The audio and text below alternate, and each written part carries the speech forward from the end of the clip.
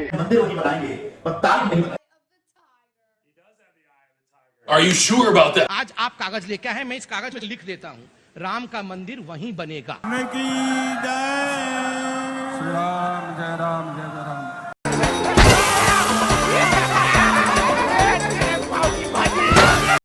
देर में मैदा भरा काफिर की लाशों से जब चली है दर की तलवार, जब चली श्री राम जानकी बैठे हैं मेरे सीने में, श्री राम जानकी बैठे हैं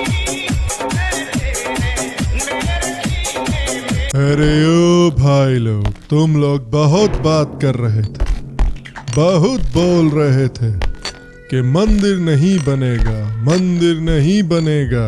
तुम इतने सारे सब्सक्राइबर और इतने सारे फॉलोअर फिर भी वापस आ गए खाली हाथ।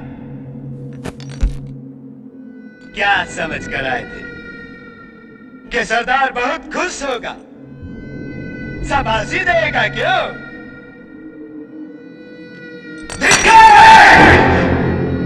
हिंदुस्तान के गयूर नौजवानों, तुमसे पुकार पुकार कर कह रही है कि बाबरी मस्जिद तो इंशाअल्लाह ताला जरूर बनेगी। तुम जो ख्वाब देख रहे हो मंदिर बनाने का, वो इंशाअल्लाह ताला हिंदुस्तान की अदलिया उसको पूरा नहीं करेगी। कुछ यूजुअल जुमले हैं दोस्तों जो ये हर 5 साल बाद फेंकते हैं, जैसे कि आर्टिकल 370 हटा देंगे, यूनिफॉर्म सिविल कोड ले आएंगे, राम मंदिर बनवा देंगे। इनफैक्ट ये राम मंदिर वाली चीज तो 1996 से चली आ रही है।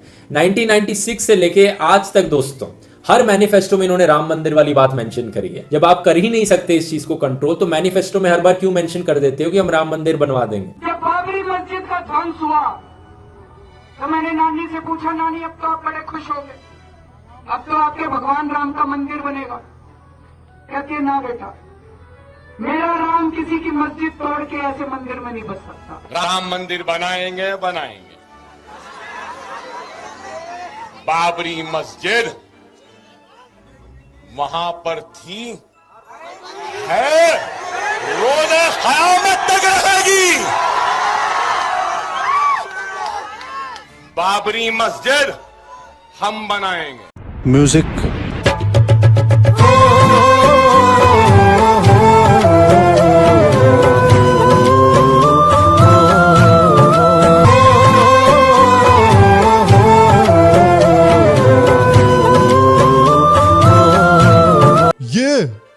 अबे अरे ये क्या हो गया भाई? मुझे तो इनवाइट नहीं किया गया।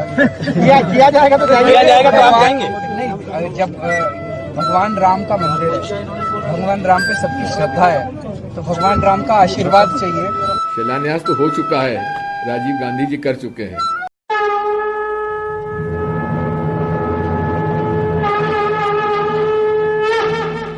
नमस्ते दोस्तों, हर हर महादेव, सत श्री अकाल और जय हिंद। आप सब लोगों को तहे दिल से धन्यवाद है कि आप इस वीडियो को देखकर अपना कीमती समय दे रहे हैं।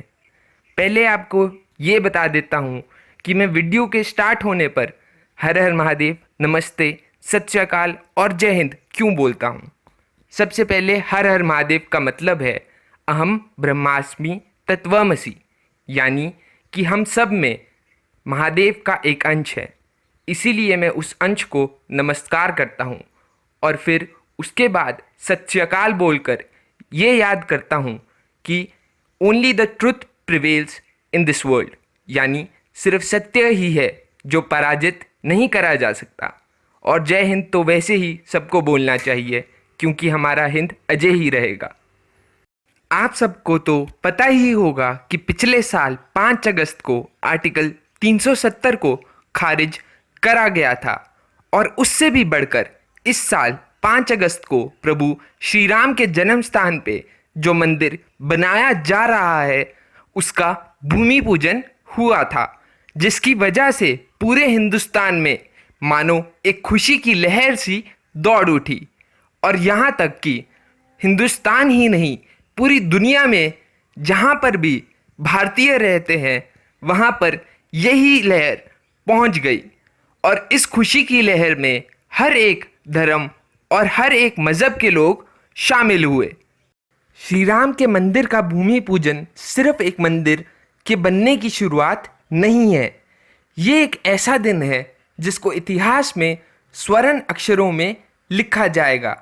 ये उन लाखों हिंदुओं के बलिदान का नतीजा है जिन्होंने बाबर के समय से लेकर आज दिन तक बार बार इस मंदिर को बनाने के लिए अपने प्राण न्योछावर करे हैं।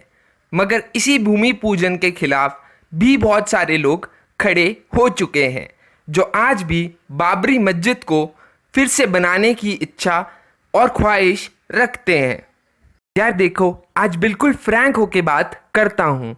मैं ये वीडियो बनाना ही नहीं चाहता था, पर मैंने YouTube पर एक ऐसी वीडियो देखी जिसमें बाबरी मस्जिद को शहीद बताया जा रहा था। सच बताऊं तो मुझे उस वीडियो से भी कोई दिक्कत थी नहीं, पर जब मैंने उस वीडियो के कमेंट्स पढ़े तो मैं सच में परेशान हो गया, असमंजस में पड़ गया। समझ ही नहीं आ रहा था कि भला आज के समय में लोग ऐसी सोच कैसे रख सकते हैं और क्यों रखते हैं। आप खुद ही पढ़ लो, मैं स्क्रीनशॉट्स वीडियो में ही डाल रहा हूँ। फिर भी ये कमेंट्स देखकर मैं ज़्यादा तंग नहीं हुआ, क्योंकि मुझे ऐसा लगा कि एटलीस्ट जो नॉन राइट के लीडर्स और इन्फ्लुएंसर्स हैं वो अपनी बात पे कायम रहेंगे, क्योंकि उन्होंने ही तो बोला था कि कोर्ट जो भी फैसला देगी हम उसको फॉलो कर लेंगे without any kind of disapproval. पर शायद ये मेरी ही गलती थी जो मैंने सोचा कि देश की यूनिटी के लिए ये लोग भी कुछ अच्छा करेंगे, कि ये लोग भूमि पूजन वाले दिन एक यूनिटी का मैसेज बढ़ाएंगे। पर इसके बजाय राना आयूब, आरफा खानम शेरवानी और बाकी सारे यूजुअल सस्पेक्ट्स की स्टेटमेंट्स एक के बाद एक आने लग गई, एकदम वैसे ही जैसे बारिश होने पर टड्डू उछल उछल कर बाहर आ जाते हैं। ओवैसी ने तो ये कह दिया कि बाबरी अब भी जिंदा है, और all India personal law board ने ये कह डाला कि जैसे हाजिया सोफिया को फिर से मस्जिद में तब्दील करा गया है वैसे ही बाबरी मस्जिद भी फिर से बनाई जाएगी। ये लोग एक्चुअली नॉन मुस्लिम्स को धमकी दे रहे हैं और मुस्लिम्स को भड़का रहे हैं। अब चलते हैं मिस्टर विनोद दुआ की ओर।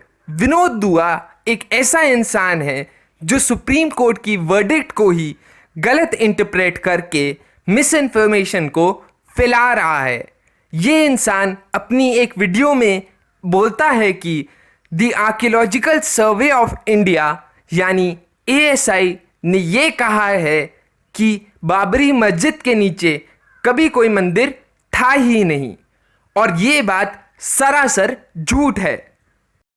This person actually has the gall to call into question the integrity of the honorable justices and the Supreme Court itself.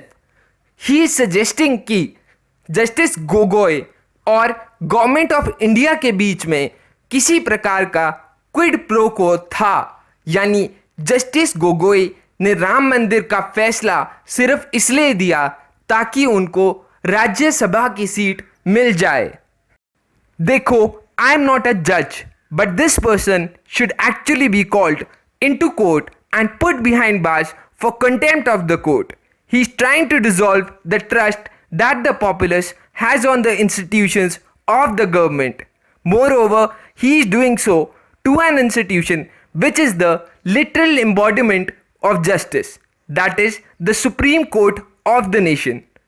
देखो यार, जब तक ये लोग अपनी स्टेल आइडियोलॉजीज को ऐसे ही पुश करते रहेंगे तब तक कम्युनिटीज के बीच में दरारें बढ़ती ही रहेंगी। The communist, Islamist and the missionaries have formed an absurd coalition, जबकि इन सब की आइडियोलॉजीज में एक दूसरे की कोई वैल्यू नहीं है। अगर आज इनमें से कोई एक भी एब्सोल्यूट पावर गेन कर ले तो सबका जीना हराम हो जाएगा।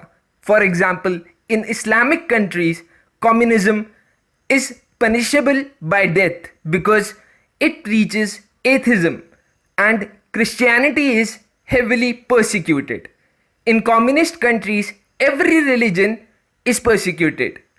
The only hope for an inclusive India is the idea of Hindutva, because Hinduism is not a mere religion, it is a state of mind, and only it has the capability to be all inclusive.